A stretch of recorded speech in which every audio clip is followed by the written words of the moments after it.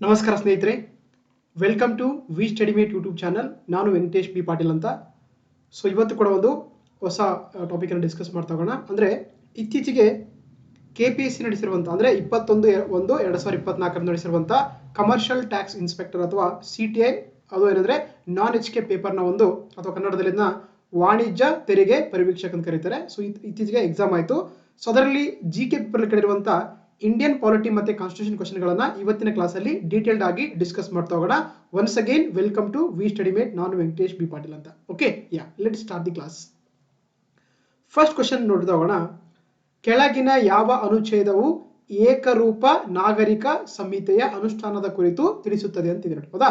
Which one of the following articles deal with the uniform civil code ಅಂತ ನೋಡಿ. ಇತ್ತೀಚೆಗೆ ಯಾಕಂದ್ರೆ ಈ ಒಂದು ಆರ್ಟಿಕಲ್, ಈ ಒಂದು ವಿಷಯ ತುಂಬಾ ನ್ಯೂಸ್ ಅಲ್ಲಿ ಇತ್ತು. ಸೊ ಹಾಗಾಗಿ ಕ್ವಶನ್ಸ್ ಅನ್ನು ನಾವು ಎಕ್ಸ್ಪೆಕ್ಟ್ ಮಾಡಬಹುದಾಗಿತ್ತು. ಹಾಗಾಗಿ ಏನು ಯೂನಿಫಾರ್ಮ್ ಸಿವಿಲ್ ಕೋಡ್ ಅಥವಾ ಏಕರೂಪ ನಾಗರಿಕ ಸಂಹಿತೆ ಇದೆಯಲ್ಲ, ಇದೇನಂದ್ರೆ ನಮ್ಮ ಸಂವಿಧಾನದ ಒಂದು ಆರ್ಟಿಕಲ್ 44ನೇ ಆರ್ಟಿಕಲ್ ಅಲ್ಲಿ ಅದನ್ನ directive principle of the state policy ಅಂತ ಕರೀತಾರೆ. ಅಂದ್ರೆ ರಾಜ್ಯ ನೀತಿ ನಿರ್ದೇಶಕ ತತ್ವಗಳಲ್ಲಿ ಮೆನ್ಷನ್ ಮಾಡಿದರೆ ಇದು ಪಾರ್ಟ್ 4 ಇಲ್ಲ ನಮಗೆ ಕಾಣುವಂಥದ್ದು.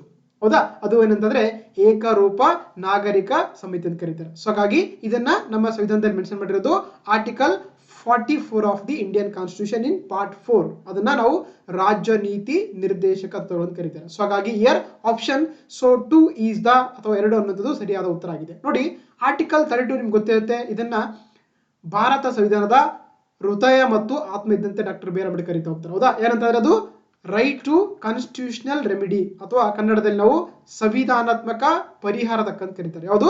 ಆರ್ಟಿಕಲ್ 32. ಅದನ್ನು ನಾವು ಫಂಡಮೆಂಟಲ್ ರೈಟ್ ಅಥವಾ ಮೂಲಭೂತ ಹಕ್ಕುಗಳಲ್ಲಿ ಕಾಣುವಂಥದ್ದು.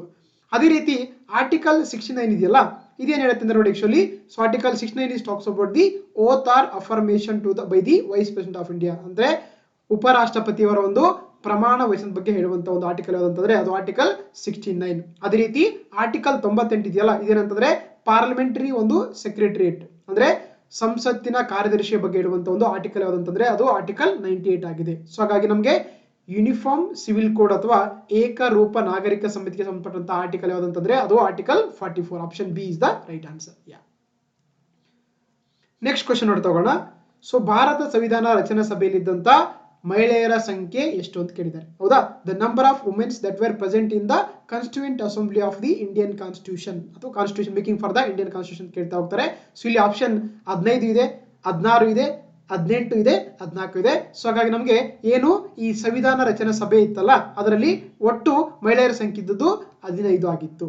ಸೊ ಹಾಗಾಗಿ 15 ಆಪ್ಷನ್ ಎ ಇದೆಯಲ್ಲ, ಸೊ ಅದು ಸರಿಯಾದ ಉತ್ತರ. ನೋಡಿ, ಅದರಲ್ಲಿ ಪ್ರಮುಖವಾಗಿರುವಂತದ್ದು ನಮಗೆ ಟೋಟಲ್ ಆಗಿ ಈ ಒಂದು ಕಾನ್ಸ್ಟಿಟ್ಯೂಯೆಂಟ್ ಅಸೆಂಬ್ಲಿ ಇರುವಂತಹ ಮಹಿಳೆಯರ ಸಂಖ್ಯೆ ಎಷ್ಟಾಗಿತ್ತು ಅಂದ್ರೆ 15 ಆಗಿತ್ತು. ಅದರಲ್ಲಿ ಪ್ರಮುಖರು ಬಂದು ನಮಗೆ ಸರೋಜಿನಿ ನಾಯ್ಡು ಇದ್ರು, ಸುಚೇತಾ ಕೃಪಲಾನಿ ಇದ್ರು, ವಿಜಯಲಕ್ಷ್ಮಿ ಪಂಡಿತ್ ಇದ್ರು, ರಾಜ್ಕುಮಾರಿ ಅಮೃತ್ ಕೌರ್ ಇದ್ರು, ಮಾಲತಿ ಚೌಧರಿ, ಲೀಲಾ ರಾಯ್, ಕಮಲಾ ಚೌಧರಿ, ಹಸನ್ ಮೇಹ್ತಾ, ರೇಣುಕಾ ರೇ. ಹೌದಾ? ಆಮೇಲೆ ದಾಕ್ಷಾಯಿಣಿ ವೇಲಾದ್ವಿಯನ್, ಜಿ ದುರ್ಗಾಬಾಯಿ, ಬೇಗಂ ಅಜೀಜ್ ರಸೂಲ್ ಅವರು. ಹೀಗೆ ಟೋಟಲ್ ಆಗಿ 15 ಜನ ಏನಂತಂದ್ರೆ ಮಹಿಳೆಯರು ಈ ಒಂದು ಕಾನ್ಸ್ಟಿಟ್ಯೂಯೆಂಟ್ ಅಸೆಂಬ್ಲಿಯ ಒಂದು ಭಾರತದ ಸಂವಿಧಾನ ರಚನೆ ಮಾಡುವಂತ ಸಭೆಯಲ್ಲಿ ಇದ್ದರು ಅಂತ ಹೇಳಕ್ಕಾಗುತ್ತೆ. ಸೊ ಹಾಗಾಗಿ ಆಪ್ಷನ್ ಎ 15 ಅನ್ನೋದು ಸರಿಯಾದ ಉತ್ತರ. ಓಕೆ, ನೆಕ್ಸ್ಟ್ ಪ್ರಶ್ನೆ ನೋಡ್ತಾ ಹೋಗೋಣ. ರಾಷ್ಟ್ರೀಯ ಮಾನವ ಹಕ್ಕುಗಳ ಆಯೋಗದ ಅಧ್ಯಕ್ಷರ ಅವಧಿ ಅಥವಾ ನಿವೃತ್ತಿಯ ವಯಸ್ಸು ಎಷ್ಟು ಅಂತ ಕೇಳ್ತಾರೆ. What is the tenure and retirement age of the chairman of the national human rights commission ಅಂತ ಕರೀತಾರೆ. ಹೌದಾ? ನೋಡಿ, ನಮಗೆ ಏನು NHRC ಅಂತ ಕರೀತಾರೆ, ನ್ಯಾಷನಲ್ ಹ್ಯೂಮನ್ ರೈಟ್ಸ್ ಕಮಿಷನ್ ಅಥವಾ ರಾಷ್ಟ್ರೀಯ ಮಾನವ ಹಕ್ಕುಗಳ ಆಯೋಗ ಇದೆಯಲ್ಲ, ಇದೊಂದು ಸ್ಟ್ಯಾಟ್ಯೂಟರಿ ಬಾಡಿ ಅಂತ ಕರೀತಾರೆ. ಅಂದ್ರೆ ಇದೊಂದು ಶಾಸನಬದ್ಧ ಸಂಸ್ಥೆಯಾಗಿದೆ. ಇದನ್ನ ನಮ್ಮ ಸಂವಿಧಾನದಲ್ಲಿ ಮೆನ್ಷನ್ ಮಾಡಿಲ್ಲ. ಓಕೆನಾ? ಸೊ ಹಾಗಾದ್ರೆ ಆ ಒಂದು ಆಯೋಗದ ಅಧ್ಯಕ್ಷರ ಟರ್ಮ್ ಅವಧಿ ಅಥವಾ ಒಂದು ನಿವೃತ್ತಿ ವಯಸ್ಸು ಅಂತ ಕೇಳ್ತಾರೆ. ಆಕ್ಚುಲಿ ಅದು ಒಂದು ಅವಧಿ ಎಷ್ಟಿರುತ್ತೆ? 5 ವರ್ಷ ಆಗಿರುತ್ತೆ. ಇಲ್ಲಾಂದ್ರೆ ಅವರು 70 ವರ್ಷಗಳ ಏನಾಗಬಹುದು, 70 ವರ್ಷಗಳ ಕಾಲ ಅವರು ರಾಷ್ಟ್ರೀಯ ಮಾನವ ಹಕ್ಕುಗಳ ಆಯೋಗದ ಅಧ್ಯಕ್ಷರಾಗಿ ಮುಂದುವರಿಬಹುದು.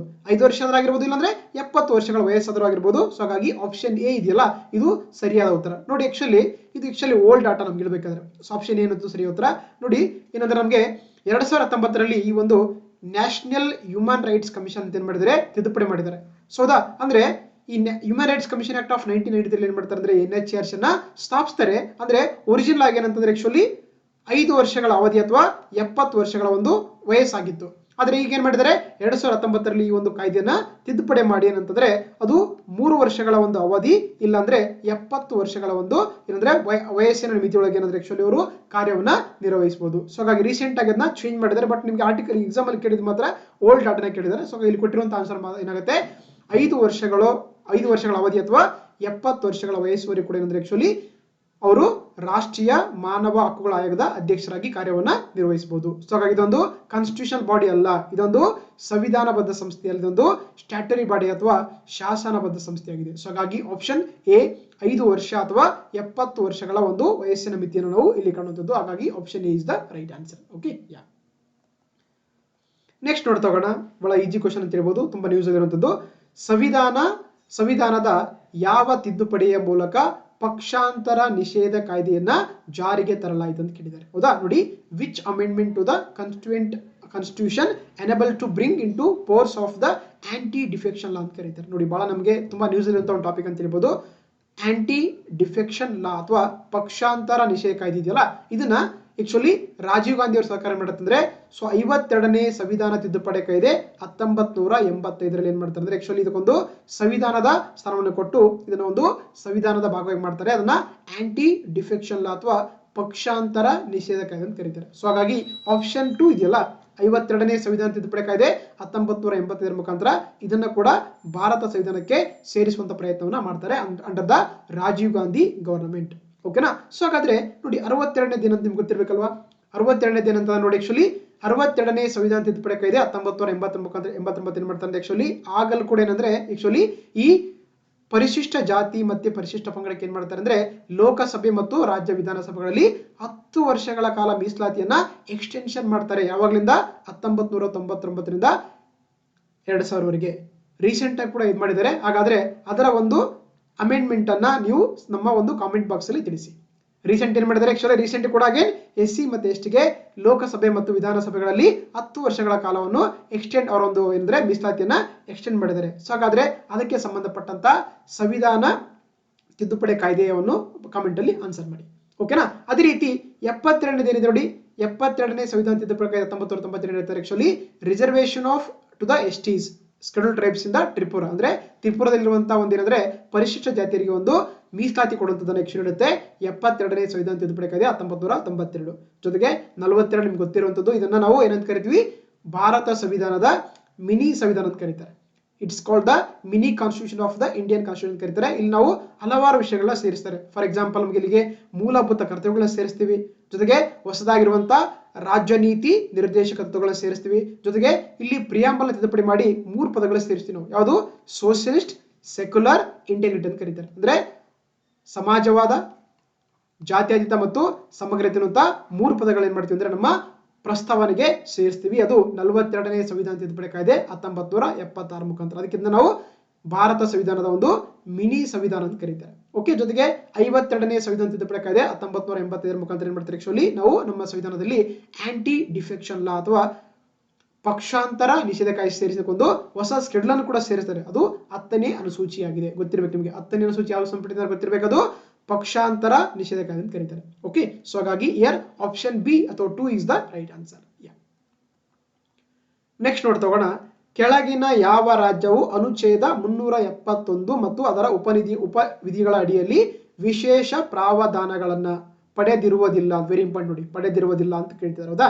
So which of the following state does not enjoy special provisions under article 371 and it's sub class ಅಂತ ಕೇಳಿದ್ದಾರೆ. ನೋಡಿ, ಈ ಕ್ವಶನ್ ಯಾಕೆ ಕೇಳಿದ್ದಾರೆ ಅಂದ್ರೆ ರೀಸೆಂಟ್ ಆಗಿ ನಿಮಗೆಲ್ಲ ಗೊತ್ತಿರುವಂತೆ ಏನ್ ಮಾಡಿದ್ದಾರೆ, ಸೊ ಆರ್ಟಿಕಲ್ 370 ಅನ್ನ ಏನ್ ಮಾಡಿದ್ದಾರೆ ತೆಗೆದುಹಾಕಿದ್ದಾರೆ. ಏನ್ ಹೇಳುತ್ತೆ article 370 special status to the state of Jammu and Kashmir ಅಂತ ಹೇಳ್ತಾ. ಹೌದಾ. ಜಮ್ಮು ಕಾಶ್ಮೀರಕ್ಕೆ ವಿಶೇಷ ಮೀಸಲಾತಿಯನ್ನು ಕೊಡ್ತಿತ್ತು ಆರ್ಟಿಕಲ್ 370. ರೀಸೆಂಟ್ ಆಗಿ ಏನ್ ಮಾಡಿದೆ parliament of India, government of India ಅದನ್ನ ತೆಗೆದುಹಾಕಿದೆ. ಆ ಕಾರಣಕ್ಕಾಗಿ ನಮಗೆ ಈ ಒಂದು ಆರ್ಟಿಕಲ್ ನ ಈ ಒಂದು ಕ್ವಶನ್ ನ ಎಕ್ಸ್ಪೆಕ್ಟ್ ಮಾಡಬಹುದು. ಹೌದಾ. ಸೊ ಹಾಗಾಗಿ ನೋಡಿ ಆರ್ಟಿಕಲ್ 371 ನಮಗೆ article 371A to article 371G ವರೆಗೆ ಏನಂದ್ರೆ ಹಲವಾರು ರಾಜ್ಯಗಳಿಗೆ ಒಂದು ವಿಶೇಷ ಮೀಸಲಾತಿಯನ್ನ ವಿಶೇಷ ಒಂದು ಸ್ಥಾನವನ್ನು ನಮ್ಮ ಸಂವಿಧಾನದಲ್ಲಿ ಕೊಟ್ಟಿದ್ದಾರೆ. ಹೌದಾ. ಅದರಲ್ಲಿ ಗೋವಾ ಕೊಟ್ಟಿದ್ದಾರೆ, ಸಿಕ್ಕಿಂ ಕೊಟ್ಟಿದ್ದಾರೆ, ಆಂಧ್ರ ಪ್ರದೇಶ ಕೊಟ್ಟಿದ್ದಾರೆ. ಆದ್ರೆ ತಮಿಳುನಾಡಿಗೆ ಯಾವುದೇ ರೀತಿಯ ಒಂದು 371ನೇ ವಿಧಿಯಡಿಯಲ್ಲಿ ಯಾವುದೇ ರೀತಿಯ ಒಂದು ವಿಶೇಷ ಒಂದು ಸ್ಥಾನಮಾನವನ್ನು ಕೊಟ್ಟಿಲ್ಲ. ಸೊ ಹಾಗಾಗಿ ಆಪ್ಷನ್ ಚೂ ಇದೆಯಲ್ಲ, Tamil Nadu is the wrong answer ಆಗುತ್ತೆ. ಇದಕ್ಕೆ ಯಾವುದೇ ರೀತಿಯ ಒಂದು ವಿಶೇಷ ಸ್ಥಾನಮಾನವನ್ನು ತಮಿಳುನಾಡಿಗೆ ಕೊಟ್ಟಿಲ್ಲ. ಸೊ ಹಾಗಾಗಿ option 2 is the right answer. ನೋಡಿ ನಮಗೆ ಸೊ ಆರ್ಟಿಕಲ್ 371 ಇಂದ ಹಿಡ್ಕೊಂಡು ಅಪ್ಟು ಆರ್ಟಿಕಲ್ 371 ಜವರೆಗೆ ಹಲವಾರು ರಾಜ್ಯಗಳಿಗೆ ವಿಶೇಷ ಸ್ಥಾನವನ್ನು ಕೊಟ್ಟಿದ್ದಾರೆ. ನೋಡಿ ಫಾರ್ ಎಕ್ಸಾಂಪಲ್ 371 ಅಂದ್ರೆ ಆಕ್ಚುಲಿ ಇದಕ್ಕೆ ಮಹಾರಾಷ್ಟ್ರ ಮತ್ತು ಗುಜರಾತ್ಗೆ ವಿಶೇಷ ಸ್ಥಾನವನ್ನು ಕೊಟ್ಟಿದ್ದಾರೆ. ಆರ್ಟಿಕಲ್ 370 ಪ್ರಕಾರ ನಾಗಾಲ್ಯಾಂಡ್ಗೆ, ಆರ್ಟಿಕಲ್ 371 ಬಿ ಪ್ರಕಾರ ಅಸ್ಸಾಮಿಗೆ ಕೊಟ್ಟಿದ್ದಾರೆ, ಆರ್ಟಿಕಲ್ 371 ಸಿ ಪ್ರಕಾರ ಮಣಿಪುರಿಗೆ ಕೊಟ್ಟಿದ್ದಾರೆ ವಿಶೇಷ ಸ್ಥಾನಮಾನ.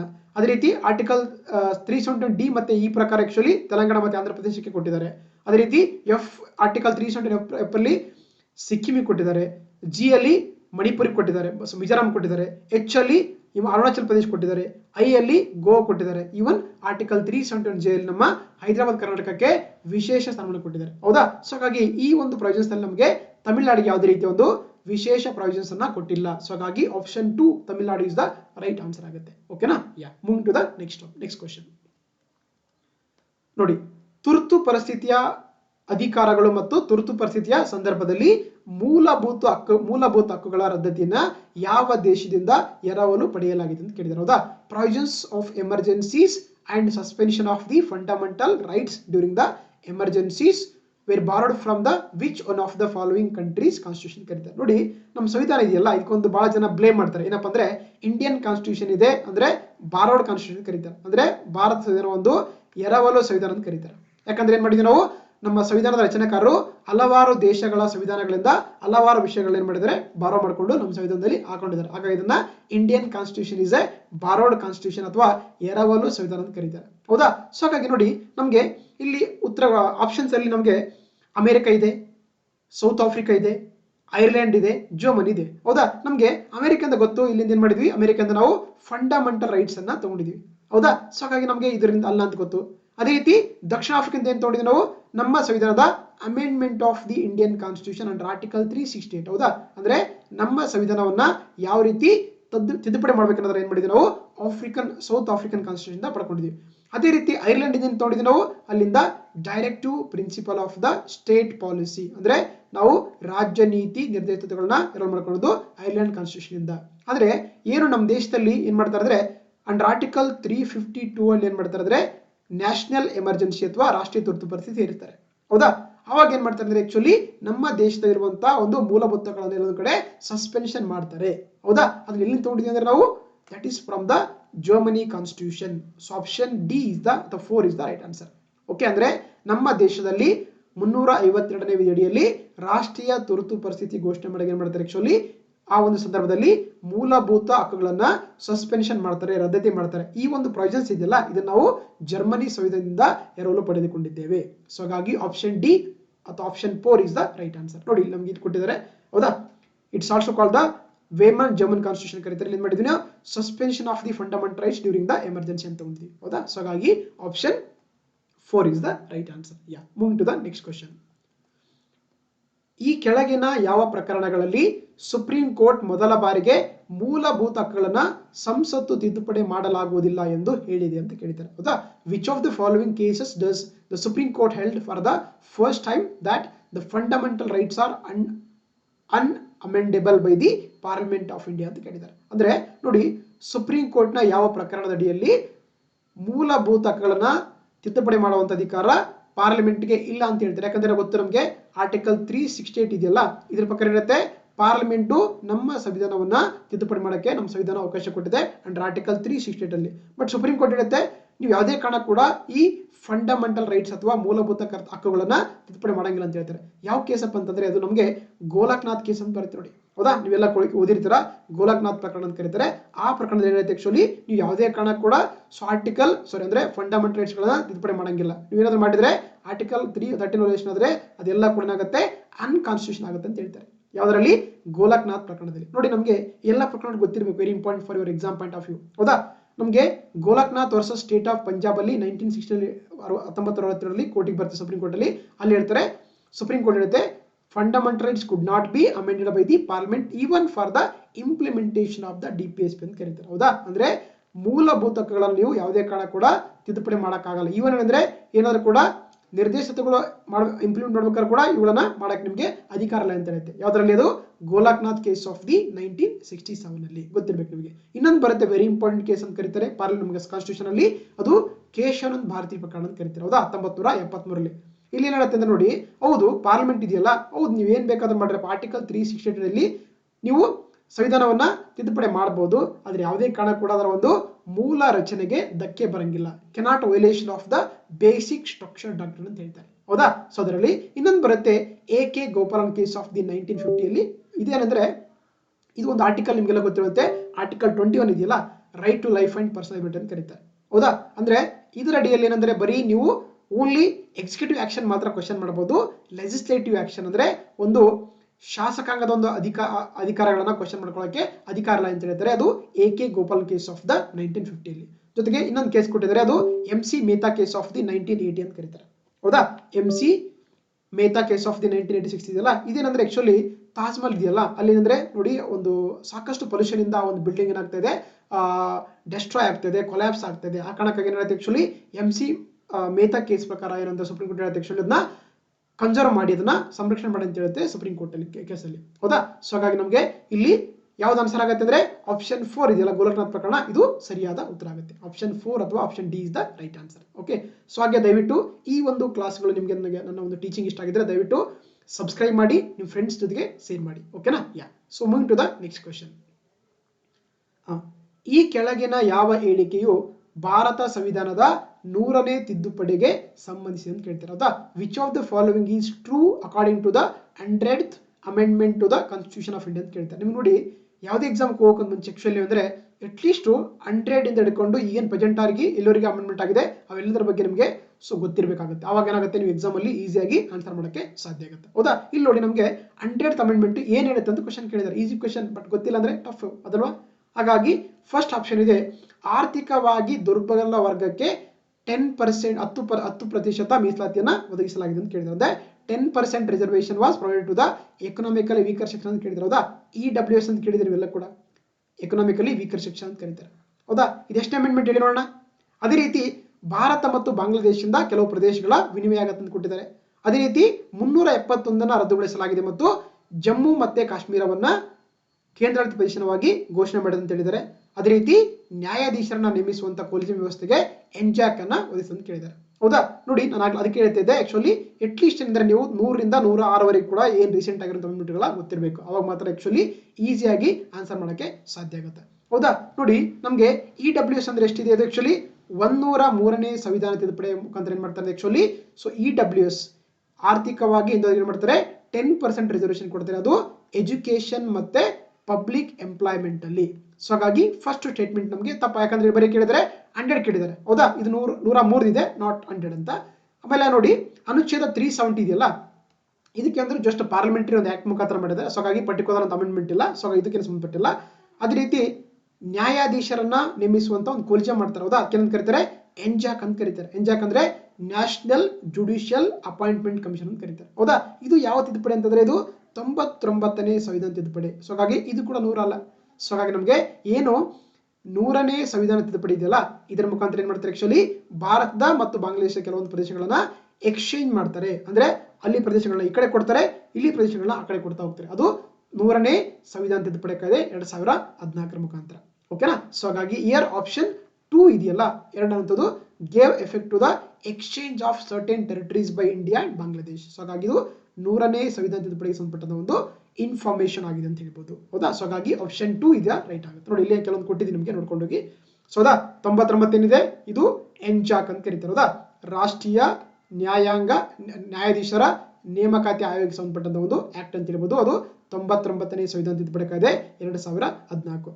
ಅದೇ ರೀತಿ 100ನೇ ಸಂವಿಧಾನ ತಿದ್ದುಪಡಿ ಕಾಯ್ದೆ 2015 ಮುಖಾಂತರ ಮಾಡ್ತಾರೆ, establish the exchange of the some territories between the Bangladesh and India. ಅದೇ ರೀತಿ 101 ವೆರಿ ಇಂಪಾರ್ಟೆಂಟ್, ಅದು GST ಅಥವಾ ಸರಕು ಮತ್ತು ಸೇವಾ ತೆರಿಗೆಗೆ ಸಂಬಂಧಪಟ್ಟಂತ ಒಂದು ವೆರಿ ಇಂಪಾರ್ಟೆಂಟ್ ಆಗಿರುವಂತಹ ಅಮೆಂಡ್ಮೆಂಟ್ ಅಂತ ಹೇಳ್ಬೋದು. ಅದು 101ನೇ ತಿದ್ದುಪಡಿ ಕಾಯ್ದೆ 2016. ಅದೇ ರೀತಿ 102ನೇ ದಿನ ನೋಡಿ ಆಕ್ಚುಲಿ ಇದು ರಾಷ್ಟ್ರೀಯ ಹಿಂದುಳಿದ ವರ್ಗಗಳ ಆಯೋಗಕ್ಕೆ ಏನ್ ಮಾಡುತ್ತೆ, ಒಂದು ಸಂವಿಧಾನ ಸ್ಥಾನವನ್ನು ಕೊಡುತ್ತೆ ಅಂಡರ್ ಆರ್ಟಿಕಲ್ 338B ಅಲ್ಲಿ. ಹೌದಾ, that is called the constitutionalisation of the NCBC ಅಂದ್ರೆ national commission for the backward classes under article 338 capital B. Okay, ಅದೇ ರೀತಿ 103ನೇ ಸಂವಿಧಾನ ತಿದ್ದುಪಡಿ ಇದೆ. ಸೊ 2000 ಐ ಥಿಂಕ್ ನೋಡ್ಕೋಬೇಕು, ಒಂದ್ಸಲ ನೋಡ್ಕೊಳ್ಳಿ. ಸೊ ಅದೇನಂದ್ರೆ 10% ರಿಸರ್ವೇಶನ್ ಕೊಡ್ತಾರೆ. I think 70.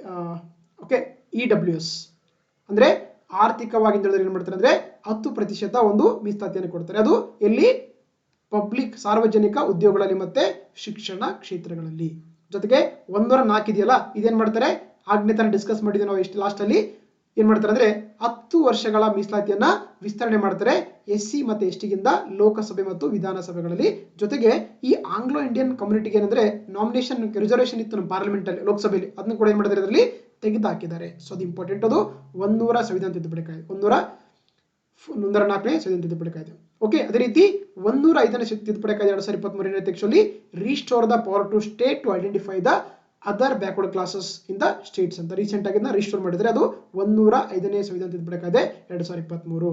ಜೊತೆಗೆ ಲಾಸ್ಟ್ ಯಾವ್ದಪ್ಪ ಅಂತಂದ್ರೆ ಅದು 106ನೇ ಸಂವಿಧಾನ ತಿದ್ದುಪಡಿ ಕಾಯ್ದೆ 2023 ಏನ್ ಮಾಡ್ತಾರೆ? ಆಕ್ಚುಲಿ ಹೆಣ್ಣು ಮಕ್ಕಳಿಗೆ, ಮಹಿಳೆಯರಿಗೆ 33% ಏನ್ ಮಾಡಿದ್ದಾರೆ ಅಂದ್ರೆ ಮೀಸಲಾತಿ ಕೊಟ್ಟಿದ್ದಾರೆ. ಅದು ಲೋಕಸಭೆ ಮತ್ತು ರಾಜ್ಯ ವಿಧಾನಸಭೆಗಳಲ್ಲಿ. ಅದನ್ನ ಏನ್ ಕರೀತಾರೆ? ಬಿಲ್ ಅನ್ನ ನಾರಿ ಶಕ್ತಿ ವಂದನಾ ಅಧಿನಿಯಮ ಅಥವಾ ವುಮೆನ್ ರಿಸರ್ವೇಶನ್ ಬಿಲ್ ಅಂತ ಕರೀತಾರೆ. ಸೊ ಹಾಗಾಗಿ ಇವೆಲ್ಲ ಕೂಡ ಗೊತ್ತಿರಬೇಕು ನಿಮಗೆ, ಮುಂದೆ ಬರುವಂತ ಎಕ್ಸಾಮ್ ಗಳಿಗೆ ಇಂಪಾರ್ಟೆಂಟ್ ಆಗಿರುತ್ತೆ. Okay, move to the next question. ಕೆಳಗಿನ ಯಾವ ಕಾಯ್ದೆಯು ಮಹಿಳೆಯರಿಗೆ ಸೀಮಿತ ಮತದಾನದ ಹಕ್ಕನ್ನ ನೀಡಿತು? Which one of the following acts conferred women the limited right to vote ಅಂತ ಕರೀತಾರೆ. ನೋಡಿ, ಹಾಗಾದ್ರೆ ಒಂದು ಕ್ವೆಶ್ಚನ್ ಕೇಳ್ತೀನಿ ನಿಮಗೆ. ರೈಟ್ ಟು ವೋಟ್ ಇದೆಯಲ್ಲ, ಇದೊಂದು ಕಾನ್ಸ್ಟಿಟ್ಯೂಷನ್ ರೈಟ್ ಹೌದಾ ಅಲ್ವಾ ಅಂತ ಕಮೆಂಟ್ ಮಾಡಿ. ಓಕೆ, ರೈಟ್ ಟು ವೋಟ್ ಅನ್ನೋದು ಇದೊಂದು ಸಂವಿಧಾನಾತ್ಮಕ ಹಕ್ಕು ಹೌದೋ ಅಲ್ವೋ ಅನ್ನೋದನ್ನ ಕಾಮೆಂಟ್ ಅಲ್ಲಿ ಆನ್ಸರ್ ಮಾಡಿ. ಓಕೆನಾ?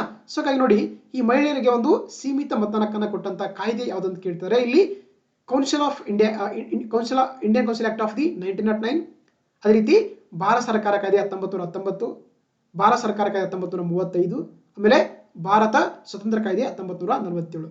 ಏನ್ ಮಾಡ್ತಾರೆ ನೋಡಿ, ಆಕ್ಚುಲಿ ಅಂದ್ರೆ ಈ ಬ್ರಿಟಿಷ್ ಇಂಡಿಯಾದಲ್ಲಿ ಏನ್ ಮಾಡ್ತಾರೆ ಅಂದ್ರೆ ಹಲವಾರು ಕಾಯ್ದೆಗಳು ಮಾಡ್ತಾ ಹೋಗ್ತಾರೆ. ಹೌದಾ? ಫಸ್ಟ್ ರೆಗ್ಯುಲೇಟಿಂಗ್ ಆಕ್ಟ್ ಮಾಡ್ತಾರೆ, ಪಿಟ್ಸ್ ಇಂಡಿಯಾ ಆಕ್ಟ್ ಮಾಡ್ತಾರೆ, ಚಾರ್ಟರ್ ಆಕ್ಟ್ ಮಾಡ್ತಾ ಹೋಗ್ತಾರೆ, ಇಂಡಿಯನ್ ಕೌನ್ಸಿಲ್ ಆಕ್ಟ್ ಮಾಡ್ತಾ ಹೋಗ್ತಾರೆ, ಆಮೇಲೆ government of India act of 1935 ಮಾಡ್ತಾ ಹೋಗ್ತಾರೆ. ಹೀಗೆ ಹಲವಾರು ಕಾಯ್ದೆಗಳನ್ನ ಮಾಡಿ ಅಂದ್ರೆ ಆಕ್ಚುಲಿ ಒಂದು ಇಂಪ್ರೂವ್ಮೆಂಟ್ ಮಾಡ್ತಾ ಹೋಗ್ತಾರೆ ನಮ್ಮ ಒಂದು ಅಡ್ಮಿನಿಸ್ಟ್ರೇಷನ್ ಅಲ್ಲಿ. ಹೌದಾ?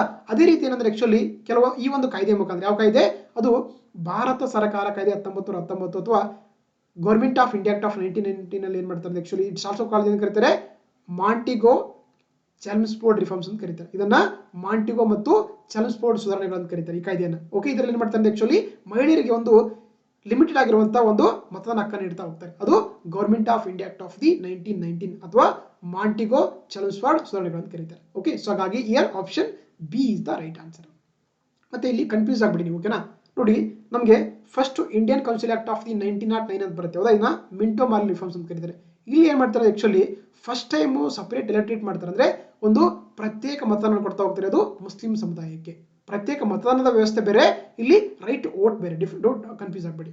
ಅದೇ ರೀತಿ government of India act of 1919 ಮಾಡ್ತಾರೆ ಆಕ್ಚುಲಿ ಇಲ್ಲಿ ಈ ಒಂದು ಪ್ರತ್ಯೇಕ ಮತದಾನವನ್ನ ಸಿಖ್ರಿಗೆ, ಆಂಗ್ಲೋ ಇಂಡಿಯನ್ಗೆ ಮತ್ತೆ ಯುರೋಪಿಯನ್ ಕ್ರಿಶ್ಚಿಯನ್ಸ್ಗೆ ಅದನ್ನ ಮುಂದುವರಿಸ್ತಾ ಹೋಗ್ತಾರೆ.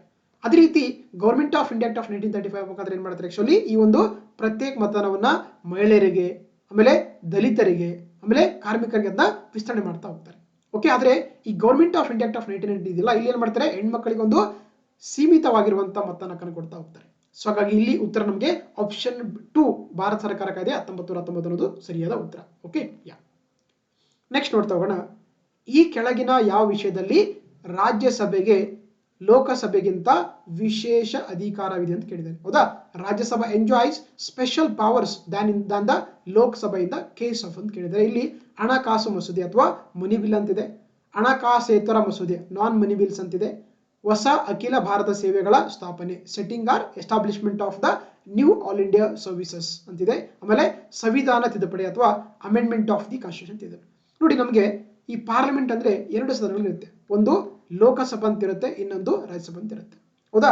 ನೋಡಿ, ಯಾವುದೇ ಬಿಲ್ ಅನ್ನ ಪಾಸ್ ಮಾಡ್ಬೇಕಾದ್ರೆ 2 ಸದನಗಳ ಒಂದು ಒಪ್ಪಿಗೆ ಅದಕ್ಕೆ ಪಾಸ್ ಮಾಡ್ಲೇಬೇಕು. ಇಲ್ಲಾಂದ್ರೆ ಏನಾಗುತ್ತೆ, ಆ ಬಿಲ್ಲು ಆಕ್ಟ್ ಆಗಂಗಿಲ್ಲ. ಹೌದಲ್ವಾ? ಹಾಗಾಗಿ ಈ ಹಣಕಾಸು ಮಸೂದೆ ಅಂತಿದೆಯಲ್ಲ, ಇದು ನೋಡಿ ಅಂಡರ್ ಆರ್ಟಿಕಲ್ 110 ಅಂತ ಕರೀತಾರೆ. ಅಂದ್ರೆ 110ನೇ ವಿಧಿ ಪ್ರಕಾರ ಏನಾಗುತ್ತೆ ನಮಗೆ ಹಣಕಾಸು ಮಸೂದೆ ಅಂತ ಕರೀತಾರೆ. ಇದನ್ನ ಕೇವಲ ಲೋಕಸಭೆಯಲ್ಲಿ ಮಾತ್ರ ಇಂಟ್ರೊಡ್ಯೂಸ್ ಮಾಡ್ತಾರೆ. ಹಾಗಾಗಿ ಇದಕ್ಕೆ ಈ ಹಣಕಾಸು ಮಸೂದೆ ಸಂಬಂಧಪಟ್ಟಂತೆ ರಾಜ್ಯಸಭೆಗೆ ತುಂಬಾ ಲೆಸ್ ಪವರ್ ಇದೆ. ಅಂದ್ರೆ ಅದಕ್ಕೆ ತಿದ್ದುಪಡಿ ಮಾಡೋ ಅಧಿಕಾರ ಇಲ್ಲ. ಜಸ್ಟ್ ರೆಕಮೆಂಡೇಶನ್ ಮಾತ್ರ ಮಾಡಬಹುದು. ಸೊ ಹಾಗಾಗಿ ಇದು ಲೋಕಸಭೆಯ ಒಂದು ವಿಶೇಷ ಅಧಿಕಾರವಾಗಿದೆ regarding the money bills, not Rajya Sabha. So ಹಾಗಾಗಿ ಫಸ್ಟ್ ಸ್ಟೇಟ್ಮೆಂಟ್ ತಪ್ಪಾಗುತ್ತೆ. ಎರಡನೇದು ಹಣಕಾಸೇತರ ಮಸೂದೆ ಅಂತ ಕರೀತಾರೆ, ಅಥವಾ it's also called the ordinary bills ಅಂತ ಕರೀತಾರೆ. ಹಾಗಾಗಿ ಇದಕ್ಕೆ ಸಂಬಂಧಪಟ್ಟಂತೆ ಬೋತ್ ಲೋಕಸಭೆ ಮತ್ತು ರಾಜ್ಯಸಭೆಗೆ ಎರಡು ಕೂಡ ಈಕ್ವಲ್ ಪವರ್ ಇದೆ. ವಿಶೇಷ ಪವರ್ ಯಾವುದಕ್ಕಿಲ್ಲ ಇಲ್ಲಿ, ಎರಡು ಕೂಡ ಈಕ್ವಲ್ ಪವರ್ಸ್ ಇದೆ. ಸೊ ಹಾಗಾಗಿ ಸೆಕೆಂಡ್ ಸ್ಟೇಟ್ಮೆಂಟ್ ಕೂಡ ತಪ್ಪಾಗುತ್ತೆ. ನಾಲ್ಕನೇದು ನೋಡಿ, ಸಂವಿಧಾನ ತಿದ್ದುಪಡಿ ಅಂತ ಕರಿತಾರೆ. ಹೌದಾ, ನಾನು ಆಗ್ಲೇ ಹೇಳ್ತಾ ಇದ್ದೆ ಅಂಡರ್ ಆರ್ಟಿಕಲ್ 368 ಇದೆಯಲ್ಲ. ಸೊ ಹಾಗಾಗಿ ಭಾರತ ಸಂವಿಧಾನವನ್ನ ತಿದ್ದುಪಡಿ ಮಾಡುವ ಅಧಿಕಾರ ಲೋಕಸಭೆಗೂ ಸೇಮ್ ಇದೆ, ಅದೇ ರೀತಿ ರಾಜ್ಯಸಭೆ ಕೂಡ ಸೇಮ್ ಇದೆ. ಸೊ ಹಾಗಾಗಿ ಇದು ಕೂಡ ಒಂದು ವಿಶೇಷ ಪವರ್ ಇಲ್ಲ. ಆದ್ರೆ ನಮ್ಮ ದೇಶದಲ್ಲಿ ಏನು ಆಲ್ ಇಂಡಿಯಾ ಸರ್ವಿಸ್ ಅಂತ ಕರೀತಾರೆ, ಆಲ್ ಇಂಡಿಯಾ ಸರ್ವಿಸ್ ಅಂತ ಕೇಳಿರ್ತೀನಿ ಎಲ್ಲ ಕೂಡ. ಅದರಲ್ಲಿ ಬರುವಂತ IAS ಆಗಿರ್ಬೋದು, IPS ಆಗಿರ್ಬೋದು, IFS ಆಗಿರ್ಬೋದು, ಇವುಗಳನ್ನ ನಾವು ಅಖಿಲ ಭಾರತ ಸೇವೆಗಳು ಅಂತ ಕರೀತಾರೆ. ಹಾಗಾಗಿ ನಮ್ಮ ದೇಶದಲ್ಲಿ ಏನಾದರೂ ಕೂಡ ಈ ಒಂದು ಹೊಸದಾಗಿರುವಂತಹ ಒಂದು ಆಲ್ ಇಂಡಿಯಾ ಸರ್ವಿಸ್ ಅನ್ನು ಏನಾದರೂ ಕೂಡ ಕ್ರಿಯೇಟ್ ಮಾಡಬೇಕಾದ್ರೆ ಅದಕ್ಕೆ ಯಾರಿಗೆ ಅಧಿಕಾರ ಇದೆ? ಅದು ಕೇವಲ ರಾಜ್ಯಸಭೆಗೆ ಮಾತ್ರ ಅಧಿಕಾರ ಇದೆ. ಹಾಗಾಗಿ ಇದೊಂದು ರಾಜ್ಯಸಭೆಗೆ ಇರುವಂತಹ ಒಂದು ಸ್ಪೆಷಲ್ ಪವರ್ ಅಥವಾ ವಿಶೇಷ ಅಧಿಕಾರವಾಗಿದೆ. ಸೊ ಹಾಗಾಗಿ ಇಯರ್ ಆಪ್ಷನ್ ಸಿ, ಹೊಸ ಅಖಿಲ ಭಾರತ ಸೇವೆಗಳ ಸ್ಥಾಪನೆಯಲ್ಲಿ ಒಂದು ರಾಜ್ಯಸಭೆಗೆ ಒಂದು ಸ್ಪೆಷಲ್ ಪವರ್ ಇರುವಂತದ್ದು. ಸೊ ಹಾಗಾಗಿ ಆಪ್ಷನ್ ಸಿ ಅಥವಾ 3 setting of a new all India service ಅನ್ನುವಂಥದ್ದು, ಇದು there is a special power of the Rajya Sabha, not of the power of the Lok Sabha ಅಂತ ಕರೀತಾರೆ. ಸೊ ಹಾಗಾಗಿ ಆಪ್ಷನ್ ಸಿ ಅನ್ನೋದು ಇಲ್ಲಿ ಸರಿಯಾದ ಉತ್ತರ ಆಗಿದೆ. ಓಕೆ, ಯಾ.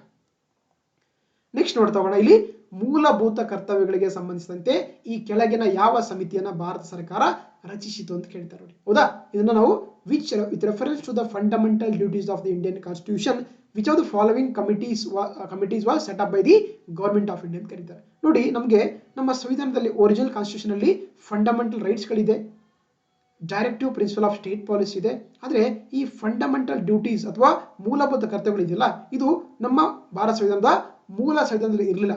ಅದೇನ್ ಮಾಡ್ತಾರೆ ಅಂದ್ರೆ 42ನೇ ಸಂವಿಧಾನ ತಿದ್ದುಪಡಿ ಕಾಯ್ದೆ 1976ರಲ್ಲಿ ಏನ್ ಮಾಡ್ತಾರೆ, ಇಂದಿರಾ ಗಾಂಧಿ ಅವರು ಪ್ರಧಾನಮಂತ್ರಿ ಆಗಿರ್ತಾರೆ, ಅವರೊಂದು ಕಮಿಟಿ ಮಾಡ್ತಾರೆ. ಯಾವ ಕಮಿಟಿ ಅದು? ಸರ್ದಾರ್ ಸ್ವರ್ಣ ಸಿಂಗ್ ಸಮಿತಿ ಮಾಡ್ತಾರೆ. ಓಕೆ, ಅದೇನ್ ಹೇಳುತ್ತೆ ಆಕ್ಚುಲಿ ನಮ್ಮ ಸಂವಿಧಾನದಲ್ಲಿ ಅಂತಂದ್ರೆ ನಮ್ಮ ಸಂವಿಧಾನಕ್ಕೆ ಮೂಲಭೂತ ಕರ್ತವ್ಯಗಳನ್ನು ನೀವು ಆಡ್ ಮಾಡ್ಬೇಕಂತ ಹೇಳ್ತಾರೆ. ಹಾಗಾಗಿ ಏನ್ ಮಾಡ್ತಾರೆ, ಆ ಗವರ್ಮೆಂಟ್ ಪಾರ್ಲಿಮೆಂಟ್ ಏನ್ ಮಾಡುತ್ತೆ, 42ನೇ ಸಂವಿಧಾನ ತಿದ್ದುಪಡಿ ಕಾಯ್ದೆ 1976 ಮುಖಾಂತರ ಒಂದು ನಮ್ಮ ಸಂವಿಧಾನಕ್ಕೆ ಹೊಸ ಪಾರ್ಟ್ ಸೇರಿಸ್ತಾರೆ. ಯಾವ ಪಾರ್ಟ್ ಅದು? ಪಾರ್ಟ್ 4 ಕ್ಯಾಪಿಟಲ್ ಎ ಬರುತ್ತೆ. ಅದೇ ರೀತಿ ಒಂದು ಆರ್ಟಿಕಲ್ ಸೇರಿಸ್ತಾರೆ, ಆರ್ಟಿಕಲ್ 51 ಕ್ಯಾಪಿಟಲ್ ಎ ಬರುತ್ತೆ. ಇದರ ಮುಖಾಂತರ ಏನ್ ಮಾಡ್ತಾರೆ, ಟೋಟಲ್ ಆಗಿ 10 ಫಂಡಮೆಂಟಲ್ ಡ್ಯೂಟಿಗಳನ್ನ ನಮ್ಮ ಸಂವಿಧಾನಕ್ಕೆ ಸೇರಿಸ್ತಾರೆ. ಅದು ಯಾವ ರೆಕಮೆಂಡೇಶನ್ ಮುಖಾಂತರ? ಸರ್ದಾರ್ ಸ್ವರ್ಣ ಸಿಂಗ್ ಸಮಿತಿಯ ಒಂದು ಶಿಫಾರಸಿನ ಮುಖಾಂತರ. ಓಕೆ, ಸೊ ಹಾಗಾಗಿ ಇಯರ್ ಆಪ್ಷನ್ ಎ ಸರ್ದಾರ್ ಸ್ವರ್ಣ Singh committee is the right answer ಆಗುತ್ತೆ. ಹಾಗಾದ್ರೆ ಈ ರಾಜ್ಯ ಚಲಾಯ ಕಮಿಟಿ ಇದೆಯಲ್ಲ, ಇದೇನಪ್ಪ ಅಂತಂದ್ರೆ, ಇದು ನೋಡಿ, ಈ ರಾಜ್ಯ ಚಲಾಯ ಕಮಿಟಿ ಇದೆಯಲ್ಲ, ಇದೇನಂದ್ರೆ ಒಂದು ನಮ್ಮ ದೇಶದಲ್ಲಿ ತೆರಿಗೆ ಸುಧಾರಣೆಗಳ ಬಗ್ಗೆ ಮಾಡಿರುವಂತಹ ಭಾರತ ಸರ್ಕಾರ ರಚಿಸಿರುವಂತಹ ಕಮಿಟಿ ಅಂತಂದ್ರೆ actually it's a tax reforms committee ಅಂತ ಕರೀತಾರೆ. ಅದು ರಾಜ್ಯ ಚಲಾಯ ಸಮಿತಿ ಅಂತ ಕರೀತಾರೆ. ಅದೇ ರೀತಿ KV ಕಾಮತ್ ಕಮಿಟಿ ನಿಮಗೆಲ್ಲ ಗೊತ್ತಿರುತ್ತೆ. ಏನಂದ್ರೆ ನೋಡಿ, ಆಕ್ಚುಲಿ ಏನು ನಮಗೆ 2020-21 ಆಗುತ್ತೆ, ಇಡೀ ಜಗತ್ತೇ ಈ ಕೋವಿಡ್ ಪ್ಯಾಂಡಮಿಕ್ ಅಂತ ಬಳಲ್ತಾ ಇತ್ತು.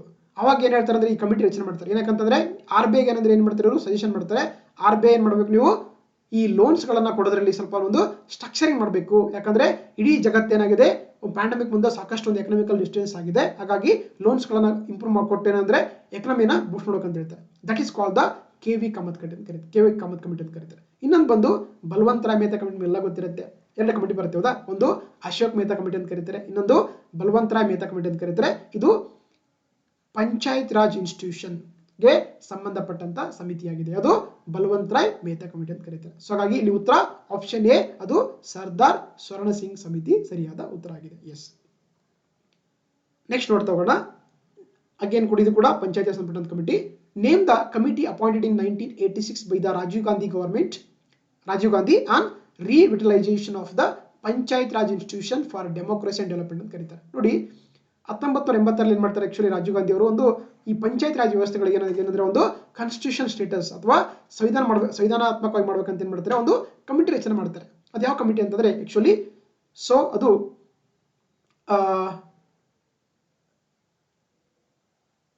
LM Singhvi committee.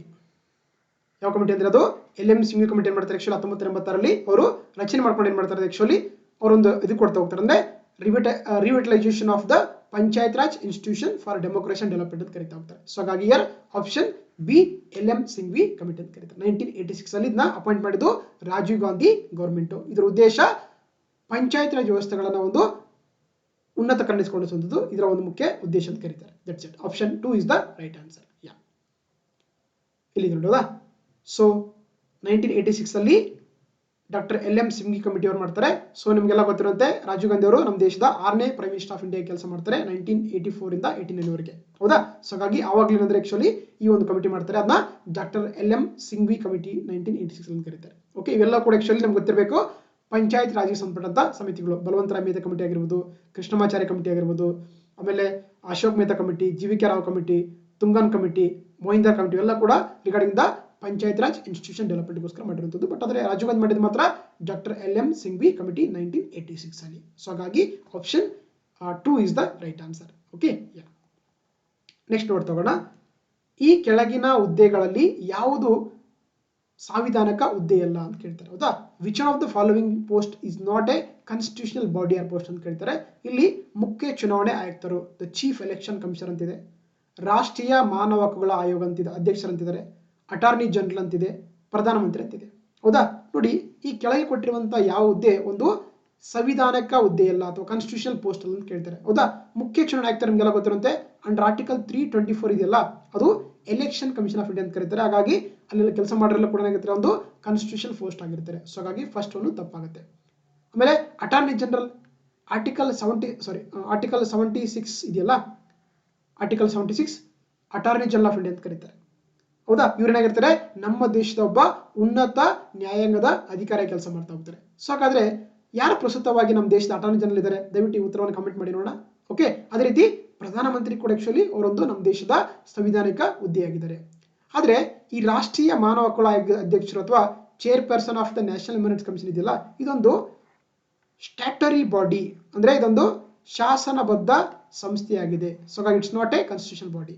ಓಕೆನಾ. ಸೊ ಹಾಗಾಗಿ ಗೊತ್ತಿರಲಿ, ಆಪ್ಷನ್ 2 ಇದೆಯಲ್ಲ, chairman of the national human rights commission ಅಥವಾ ರಾಷ್ಟ್ರೀಯ ಮಾನವ ಹಕ್ಕುಗಳ ಆಯೋಗದ ಅಧ್ಯಕ್ಷರು, ಅದೊಂದು ಸಂವಿಧಾನ ಹುದ್ದೆ ಅಲ್ಲ, ಅದೊಂದು ಶಾಸನಬದ್ಧ ಹುದ್ದೆಯಾಗಿದೆ ಅಂತ ಕರೀತಾರೆ. ಸೊ ಹಾಗಾಗಿ option 2 is the right answer ಆಗುತ್ತೆ. ನೋಡಿ, ನಿಮ್ಗೆ ಗೊತ್ತಿರಬೇಕು ಯಾವ ಕಾನ್ಸ್ಟಿಟ್ಯೂಷನಲ್ ಬಾಡಿಗಳು ಯಾವುದು, ಯಾವ ನಾನ್ ಕ್ವಶನ್ ಬಾಡಿ ಗೊತ್ತಿರಬೇಕು. For example election commission under article 324 ಇದೊಂದು ಸಂವಿಧಾನಬದ್ಧ ಸಂಸ್ಥೆಯಾಗಿದೆ.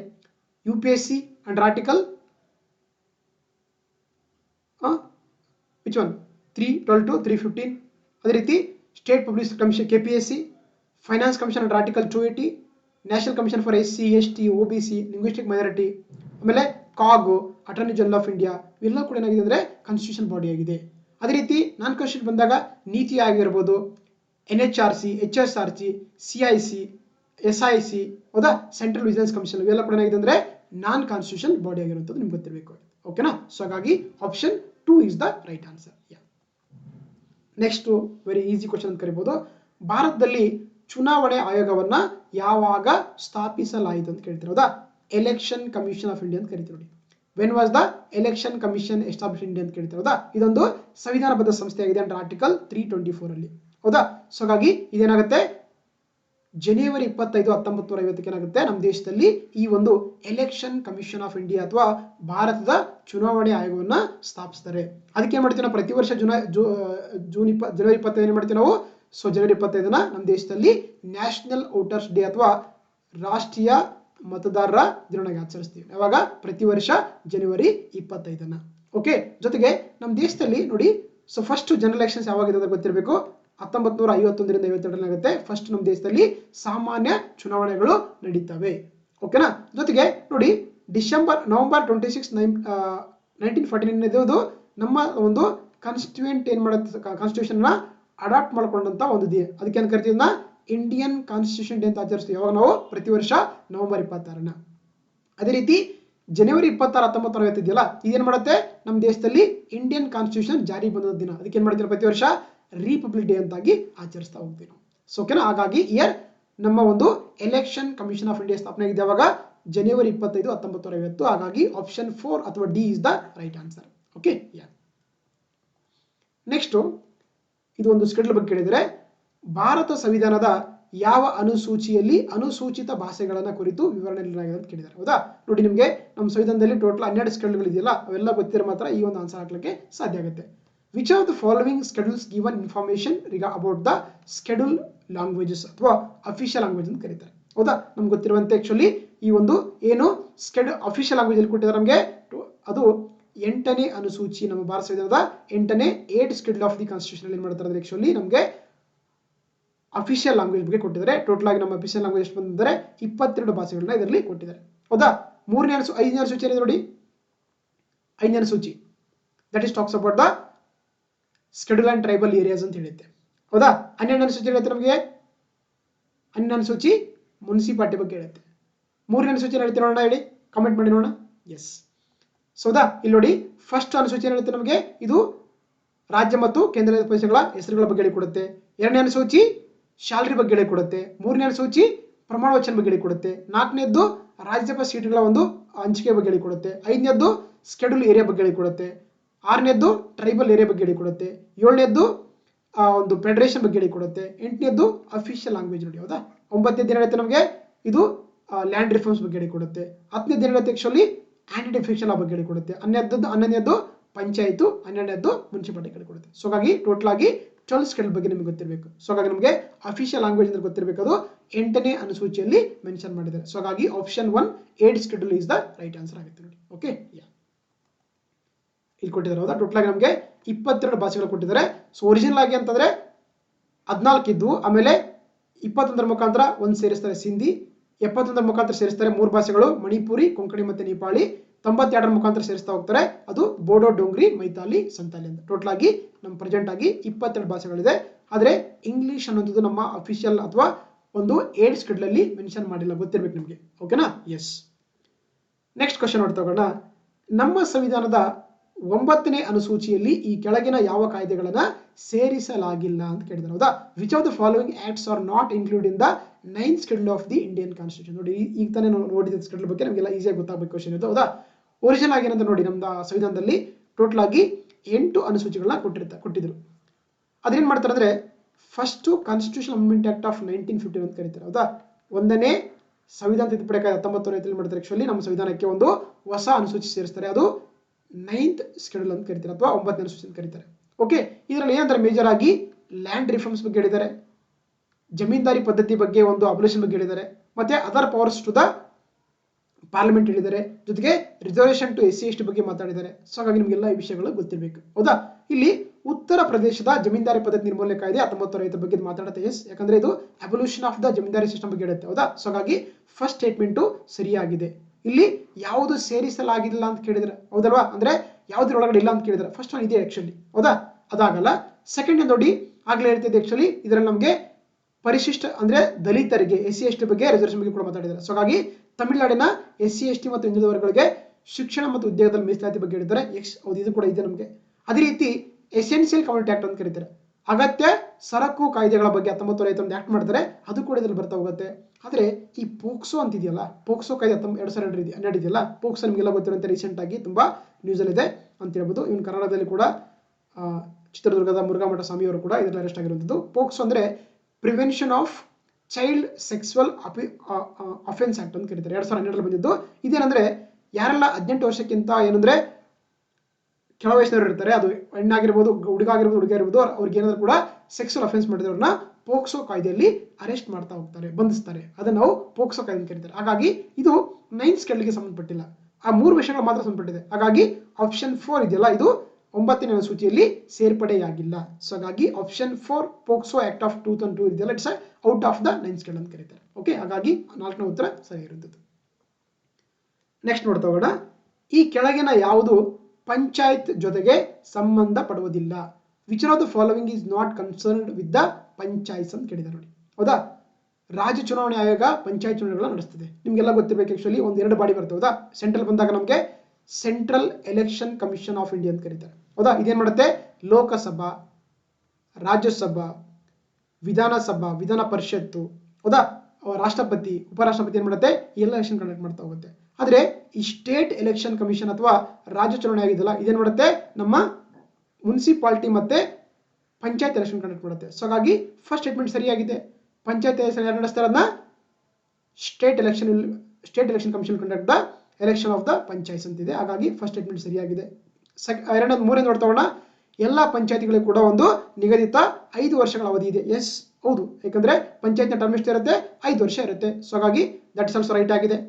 ಮೂರನೇದು ಪಂಚಾಯತ್ ವಿಸರ್ಜನೆಯಾದ 6 ತಿಂಗಳೊಳಗೆ ಹೊಸ ಚುನಾವಣೆಗಳನ್ನ ನಡೆಸಬೇಕು. ನೋಡಿ ಆಕ್ಚುಲಿ ಟರ್ಮ್ ಎಷ್ಟಿರುತ್ತೆ, 5 ವರ್ಷ ಇರುತ್ತಲ್ಲ, ಅಂದ್ರೆ 4 ವರ್ಷ 6 ತಿಂಗಳು ಮಾತ್ರ ಏನಂದ್ರೆ ಆಕ್ಚುಲಿ ಅವರು ಟರ್ಮ್ ಮಾಡ್ತಾ ಹೋಗ್ತಾರೆ. ನೆಕ್ಸ್ಟ್ 6 ಮಂತ್ ಇರುತ್ತಲ್ಲ ಅಲ್ಲಿ ಎಲೆಕ್ಷನ್ ಕಂಡಕ್ಟ್ ಮಾಡಿಕೊಂಡು ಹೊಸ ಬಾಡಿ ಎಸ್ಟಾಬ್ಲಿಷ್ ಮಾಡ್ತಾ ಹೋಗ್ತಾರೆ. ಸೊ ಹಾಗಾಗಿ ಇದು ಕೂಡ ಸರಿಯಾಗಿದೆ. ಇವೆಲ್ಲ ಇಲ್ಲಿ ಸೇರಿಸ್ತಾರೆ ಅಂತಂದ್ರೆ ಇದನ್ನ 73ನೇ ಸಂವಿಧಾನ ತಿದ್ದುಪಡಿ ಕಾಯ್ದೆ 1992 ಸೇರಿಸಿದೆ. ಯಾವುದಕ್ಕೆ? ಅದು ಪಂಚಾಯತ್ ರಾಜ್ ಇನ್ಸ್ಟಿಟ್ಯೂಷನ್ಸ್. ಆದ್ರೆ 74ನೇ ತಿದ್ದುಪಡಿ ಇದೆಯಲ್ಲ, ಇದು ಮುನ್ಸಿಪಾಲಿಟೀಸ್ ಅಥವಾ ಲೋಕಲ್ ಅರ್ಬನ್ ಗವರ್ಮೆಂಟ್ ಅಂತ ಕರೀತಾರೆ. ಇದು ನಗರ ಪ್ರದೇಶಕ್ಕೆ ಸಂಬಂಧಪಟ್ಟಂತ ಒಂದು ಅಮೆಂಡ್ಮೆಂಟ್ ಇದು. ಸೊ ಹಾಗಾಗಿ ಇದು ಪಂಚಾಯತ್ಗಳಿಗೆ ಸಂಬಂಧಪಟ್ಟಿಲ್ಲ. ಸೊ ಹಾಗಾಗಿ ಆಪ್ಷನ್ 2 ಇದೆಯಲ್ಲ, ಇದು ಸರಿಯಾದ ಉತ್ತರ. It's not related to the panchayat, it related to the municipality or local urban government. So ಹಾಗಾಗಿ option 2 is the right answer. Okay, yeah. Next ನೋಡ್ತಾ ಹೋಗೋಣ. ಈ ಕೆಳಗಿನ ಯಾವುದು ಭೂ ಸುಧಾರಣೆಗೆ ಸಂಬಂಧಿಸಿ ಅಂತ ಕೇಳ್ತಾರೆ. ಹೌದಾ?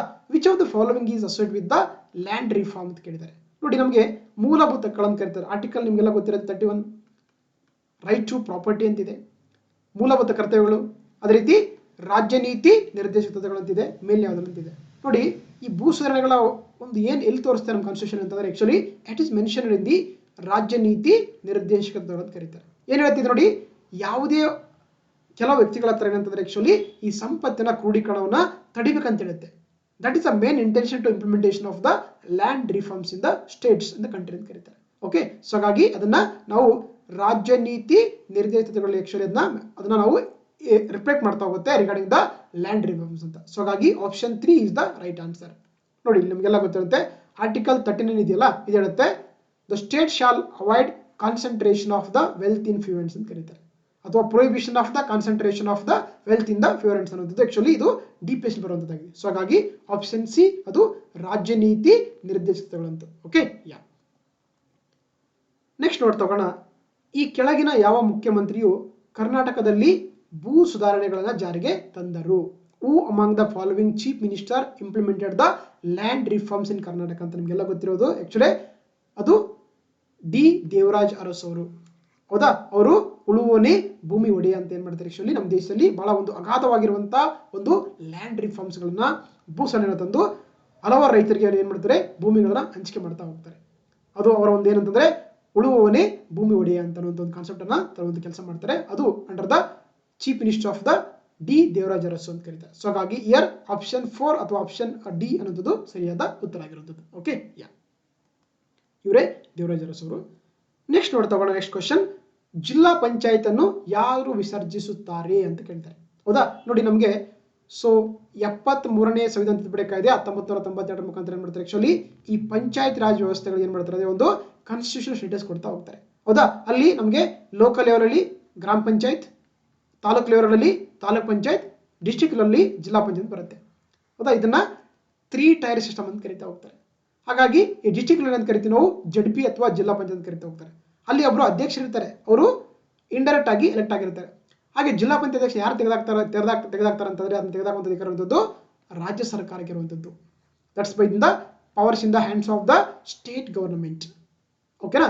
ಸೊ ಹಾಗಾಗಿ ಜಿಲ್ಲಾ ಪಂಚಾಯತ್ ಯಾರು ತೆಗೆದಾಕ್ತಾರೆ ಅಂತಂದ್ರೆ ಆಕ್ಚುಲಿ ರಾಜ್ಯ ಸರ್ಕಾರ ತೆಗೆದಾಕುವಂತ ಅಧಿಕಾರ ಇರುತ್ತೆ ಥ್ರೂ ಒಂದು ಲೆಜಿಸ್ಲೇಟಿವ್ ಆಕ್ಷನ್ ಮುಖಾಂತರ. ಸೊ ಹಾಗಾಗಿ option 2 is the right answer ಆಗಿದೆ. ಓಕೆ, ಇದಿಷ್ಟು ಆಗಿತ್ತು ನಮ್ಮ ಕಮರ್ಷಿಯಲ್ ಟ್ಯಾಕ್ಸ್ ಇನ್ಸ್ಪೆಕ್ಟರ್ ನಾನ್ HK ಅಲ್ಲಿ ಕೇಳಿರುವಂತಹ ಪ್ರಶ್ನೆಗಳ ಒಂದು ಕಾನ್ಸ್ಟಿಟ್ಯೂಷನ್ ಕ್ವಶನ್ಗಳನ್ನ ಡಿಸ್ಕಸ್ ಮಾಡ್ತಾ ಹೋಗಿದ್ದೀವಿ. ಹೌದಾ? ಓಕೆ, ಮುಂದಿನ ದಿನಗಳಲ್ಲಿ ಮತ್ತೆ ಕೂಡ ಬೇರೆ ಕ್ವಶನ್ ಒಂದು ಡಿಸ್ಕಸ್ ಮಾಡ್ತಾ ಹೋಗೋಣ. ಸೊ ದಯವಿಟ್ಟು ಈ ಒಂದು ಕ್ಲಾಸ್ ನಿಮ್ಗೆ ಇಷ್ಟ ಆಗಿದ್ರೆ ಸೊ ನನ್ನ ಚಾನಲ್ನ ಸಬ್ಸ್ಕ್ರೈಬ್ ಮಾಡಿ, ಲೈಕ್ ಮಾಡಿ, ಕಮೆಂಟ್ ಮಾಡಿ, ಮತ್ತೆ ನಿಮ್ಮ ಫ್ರೆಂಡ್ಸ್ ಒಂದಿಗೆ ಶೇರ್ ಮಾಡಿ. ಓಕೆ, ಮತ್ತೆ ಮುಂದಿನ ದಿನಗಳಲ್ಲಿ ಮೀಟ್ ಮಾಡ್ತಾ ಹೋಗೋಣ. Thank you. ಯಾ.